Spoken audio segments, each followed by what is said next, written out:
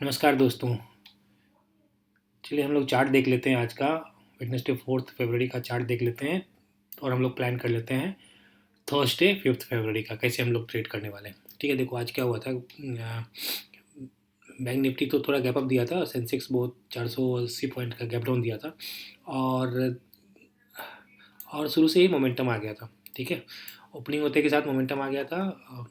Bank Nifty ने अपने previous day का जो हाई बनाया, in fact not high, intraday high में एक स्विंग हाई बनाया था। हाई तो इसका बहुत ज़्यादा है क्योंकि बहुत बड़ा गैप अप हुआ था, तो लेकिन इंट्राडे में जो स्विंग हाई बनाया था उसको इसने ब्रीच कर दिया 947 के आसपास। उसके बाद फिर धीरे धीरे करके नीचे आया और फिर 1 बजे के आसपास फिर से अप मूव दिया और फिर से डे हाई को ब्रीच करके और लास्ट में डाउनवर्ड मोमेंटम करके क्लोजिंग दिया। ठीक है, अभी देखो अब ना हम लोग एक बार बैंक निफ्टी और निफ्टी दोनों के चार्ट को साइड बाय साइड रख के देख लेते हैं। देखो क्या हुआ था, ऑलमोस्ट सेम ही चार्ट है दोनों का, सिर्फ ये है कि लेवल्स का फर्क है क्योंकि बैंक निफ्टी ने प्रीवियस डे के स्विंग हाई को ब्रीच कर दिया था अप मूव करके और निफ्टी नहीं कर पाया था। ठीक है, निफ्टी देखो यहाँ पे स्विंग हाई यहाँ पे है, जो अगर कोरस्पॉन्डिंग स्विंग हाई अगर देखोगे तो ये है ये 1138 का 1138 का ये स्विंग हाई है यहाँ पर, ये निफ्टी का है। इसको ब्रीच नहीं कर पाया, ये यहीं से घूम गया। ठीक है, ये निफ्टी का चार्ट है, लेकिन लास्ट में फिर सेकेंड हाफ में जाके इसने अपने डे हाई को ब्रीच किया, फिर भी अपने पिछले दिन के हाई को ब्रीच नहीं कर पाया। इसमें देखो समझ में क्या आ रहा है मेरे को कि ऊपर में जितने भी सेलर्स थे ना उनको निकाला पहले ये हाई ब्रीच करके, और जो अगर सपोज यहाँ पे जो सेलर्स थे जो निफ्टी में, उन्होंने अपना से यहीं से अपना पोजीशंस फिर से कंसोलिडेट करना शुरू किया, फिर से मार्केट को नीचे लाया। लेकिन दूसरी बार जब सेकेंड हाफ में ब्रीच किया तो ये जो भी सेलर्स होंगे उनको निकाल दिया होगा यहाँ पे, ऐसा मेरे को लग रहा है। ठीक है, और बाद में यहाँ पे सेलिंग किया है। तो मेरे को ऐसा लग रहा है कि जो भी रिटेल के सेलर्स थे उसको मार्केट ने निकाल दिया है और अच्छे प्लेयर ने यहाँ पे अपना सेलिंग सेलिंग का पोजीशन, क्योंकि ऊपर में सेलर के स्टॉप लॉस नहीं थे इसलिए तो मार्केट ऊपर जाना रुक गया ना। क्योंकि यहाँ पे देखोगे अगर मार्केट को ऊपर जाना होता तो 60,500 का बैंक निफ्टी ब्रीच कर सकता था, और निफ्टी भी यहाँ से सीधे सीधे से निफ्टी के पास भी तो पिछले दिन का हाई था ना, ये स्विंग हाई, तो इसको भी ब्रीच कर सकता था, इसको भी ब्रीच नहीं कर पाया। तो मेरे को लगता है कि ऊपर में अब स्टॉप लॉस बची नहीं है इसलिए यहाँ पे नीचे आया है।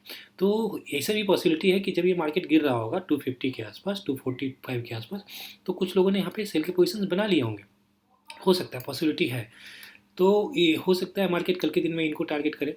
लेकिन देखो अभी सेल के पोजीशंस लोग क्यों नहीं बना पाएंगे, क्योंकि मार्केट तो ऑल टाइम हाई पे चल रहा है, बहुत ज़्यादा बुलिश भी है, फ्लैट ओपनिंग के बाद भी बहुत अच्छा अप मूव दे देता है। तो यहाँ पे मेरे को कम लगता है कि यहाँ पे किसी ने सेल का पोजीशन बनाया होगा, और ये जो सेल के पोजीशंस आपको दिख रहे हैं ये किसी अच्छी प्लेयर के हो सकते हैं।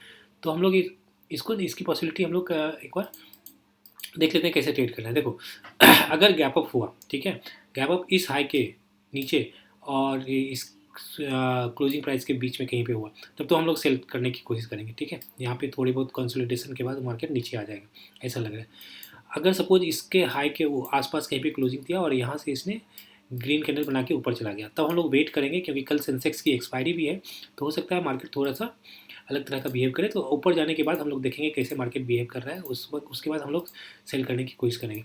देखो एक पॉसिबिलिटी है कि अगर यहाँ पे गैप अप हो गया, सपोज यहाँ पे कहीं पे प्रीवियस डे हाई के आसपास गैप अप हो गया और यहाँ से बड़ा सा ग्रीन कैंडल बना, तो बैंक निफ्टी के पास एक 60,500 का लेवल है, उसको तोड़ने के बाद बायर्स ही आएंगे।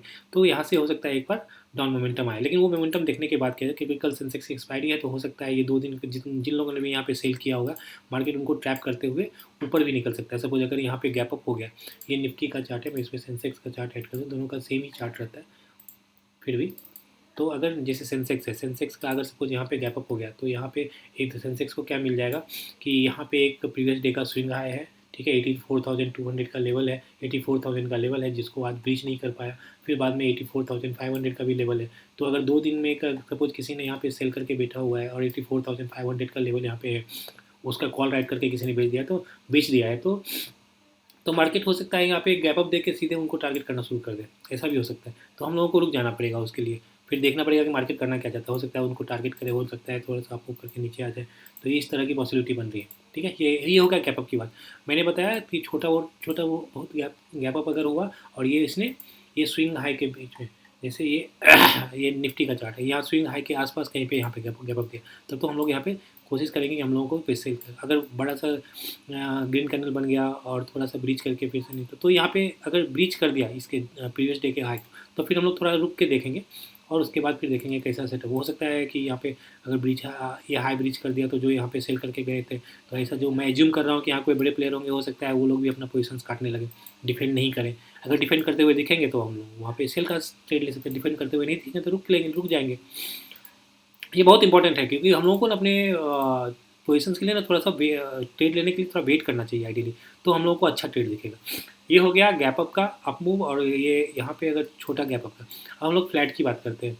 फ्लैट में क्या होगा, सपोज फ्लैट हो गया, फ्लैट होने के बाद अगर गैप अप ऊपर चलने लगा, तो फिर तब तो हम लोग को आराम से यहाँ पे सेल कर सकते हैं, क्योंकि क्या हो सकता है ना, यहाँ पे जो भी सेल करके बैठे हुए हैं ना, उन्होंने फ्लैट ओपनिंग देगा, थोड़ा सा अप मूव आएगा, फिर से ये सेलिंग करना शुरू करेंगे और इनका हम लोगों को यहाँ पे एक डाउनवर्ड मोमेंटम मिल जाएगा। ठीक है, ये हो गया फ्लैट ओपनिंग में अगर ऊपर की तरफ चलता है। फ्लैट ओपनिंग में अगर नीचे जाता है तो फिर देखना पड़ेगा, तो फिर एक बार और हम लोगों को एसेस करना पड़ेगा कि क्या करना पड़ेगा। देखो क्या होगा, फ्लैट ओपनिंग हो गया और ये 60,100 का ब्रीच कर दिया, ये ब्रीच होना नहीं चाहिए। अगर ये ब्रीच हो गया तब तो फिर मार्केट वीक हो जाएगा, मार्केट फिर इसको रिकवर करवाना मुश्किल होता है, तो फिर 60,000 का लेवल खुल जाएगा, फिर इसका ब्रेक डाउन भी देगा। लेकिन सपोज अगर फ्लैट ओपनिंग देने के बाद भी इसको सस्टेन किया, इसको नहीं ब्रीच कर पाया 60,100 के लेवल को, तो फिर मार्केट धीरे धीरे करके ऊपर चलता चला जाएगा। तो फिर यहाँ पे मोमेंटम देखना पड़ेगा, यहाँ पे ऑप्शन प्राइस का बिहेवियर देखना पड़ेगा कि रिदम वो कैसे मैनेज करता है, ऑप्शन प्राइस कैसे बिहेव करता है। फिर यहाँ पे हम लोगों को अगर फ्लैट ओपनिंग में अगर ये लेवल 60,100 का लेवल होल्ड करता है, तो फिर हम लोगों को एक बार बाय के बारे में भी सोचना पड़ सकता है। ठीक है, वो फिर देखना पड़ेगा, फिर हम लोग रुक जाएंगे, काफ़ी रुक के आराम से ट्रेड करेंगे। ठीक है, और अगर ये मैंने बताया फ्लैट, और सपोज गैप डाउन ओपनिंग हो गया, गैप डाउन ओपनिंग में अभी हमें प्लान बना नहीं सकता गैप डाउन ओपनिंग में, क्योंकि देखो गैप डाउन ओपनिंग में क्या हो रहा है, सेंसेक्स का गैप डाउन ओपनिंग हुआ तुरंत रिकवर कर गया। एक तो हालांकि bank Nifty gap down opening नहीं था, लेकिन बैंक निफ्टी ने अगर गैप डाउन ओपनिंग दिया और फिर से रिकवरी कर दिया, तो इसका मतलब ये जो बायर्स हैं ये अभी भी एग्रेसिवली अपने पोजीशंस को डिफेंड कर रहे हैं, तो फिर अलग तरह का चार्ट बन जाएगा, फिर उसमें हम लोगों को देखना पड़ जाएगा। तो ये हम लोगों ने 4-5 सिनेरियो कंसीडर कर लिए और इसी हिसाब से हम लोगों को प्लान करना चाहिए। आज मैंने प्लान के हिसाब से ट्रेड नहीं किया, इसलिए मेरा यहाँ पे ट्रैप हो गया। कल के दिन में मैं कोशिश करूँगा कि मैं प्लान के हिसाब से ही ट्रेड करूँ। गैप डाउन में या फ्लैट ओपनिंग में 60,100 का लेवल बहुत इंपॉर्टेंट रहेगा। छोटा गैप अप में और इस प्रीवियस डे के हाई के नीचे अगर गैप अप देता है तब तो फिर सेलिंग करने का प्लान कर सकते हैं। प्रीवियस डे के हाई के ऊपर या आसपास कहीं गैप अप दे के उसके बाद फिर अप मूव करता है, तो वेट करके 60,500 के आसपास कैसे बिहेव करता है मार्केट, वो देख के फिर हम लोग ट्रेड करेंगे। ये है अपना कल का प्लानिंग। ठीक है, चलिए आज के लिए इतना ही, मिलते हैं अगले वीडियो में। Thanks for watching.